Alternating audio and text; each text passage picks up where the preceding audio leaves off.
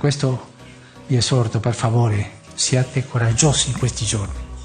Dite tutto quello che ti venga in bocca, ma se sbagli un altro ti correggerà. Ma avanti, con coraggio, eh?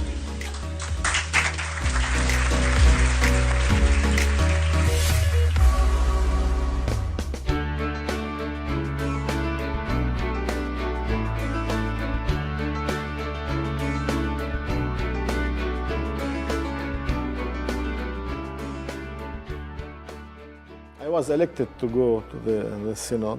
I worked all my life with the youth. When I was priest, even when I am bishop now. The young people of Holy Land, you have the Arabs, and you have all the who came from abroad, from Europe, from Asia, from Africa, to live here and work here. So you have minimum two mentalities, two different. At the same time, you have in Holy Land youth who are still involved in the church, are engaged, who come to the Mass, but you have a huge part that is not anymore interested in coming to church, in Bible study, in anything. They don't feel they are attracted, or they don't feel the need. They are still baptized because you have to be something here. You cannot be without religion, but it doesn't mean that his family is really Christian and living Christian life. So our youth are growing up in this atmosphere. So you have very good, you have those who are Christian but they know nothing, and you have those who are in the middle. Who sometimes when there is an exam or in the university, they go to church to pray and light a candle, and then they forget everything. I am in, let's say, in close contact with many youth people. And even though they would like to be for Christ, but the challenges are very, very difficult challenges. And they are facing a society that don't respect anymore the Christian values. It's becoming more and more difficult to live a Christian life if you are not convinced to follow Jesus, to love Jesus, and to hold your cross. It was easier before, because the society, the Christian, let's say, at least society, was anyway more Christian.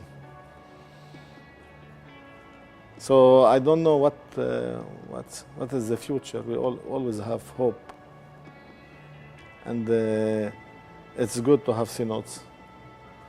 But the main important thing is that the church has to go to the youth, to meet the youth where they are, in schools, in universities.